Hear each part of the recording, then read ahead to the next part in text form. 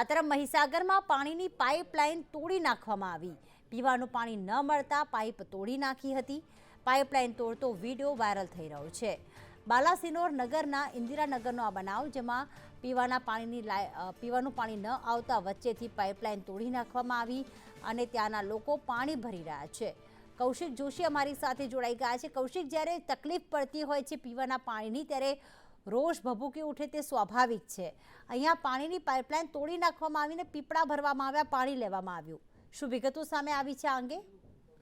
જી પ્રીતિ, ચોક્કસથી મહીસાગર જિલ્લાના બાલાસિનોર તાલુકાના શહેરી વિસ્તારની આ ઘટના છે કે જ્યાં પીવાના પાણી માટે જે ખખડાટ છે તે ચરમસીમાએ પહોંચ્યો છે અને તેના કારણે જ પાણી મેળવવા માટે જ્યારે અવારનવાર રજૂઆત કરવામાં આવી હતી તેમ છતાં નથી મળતું ને તેના કારણે જ સ્થાનિક રહીશો દ્વારા પાઇપની જે મુખ્ય પાઇપ છે તેને કુહાડીથી કાપી નાખવાનો જે વિડીયો છે તે સોશિયલ મીડિયામાં વાયરલ થયો છે। જો કે આ ઈસમ દ્વારા પોતાને પાણી ન મળતું હોવાના કારણે આ પાઇપલાઇન કાપી નાખી છે, પરંતુ તેના કારણે જ આસપાસના જે રહીશોમાં જે પાણી જતું હતું તે વહેલી સવારથી બંધ થઈ ગયું છે। તેના કારણે સ્થાનિક લોકોની માંગ છે કે આવા ઈસમો સામે કાર્યવાહી કરવામાં આવે। પ્રીતિ, આભાર તમામ વિગતો માટે કૌશિક।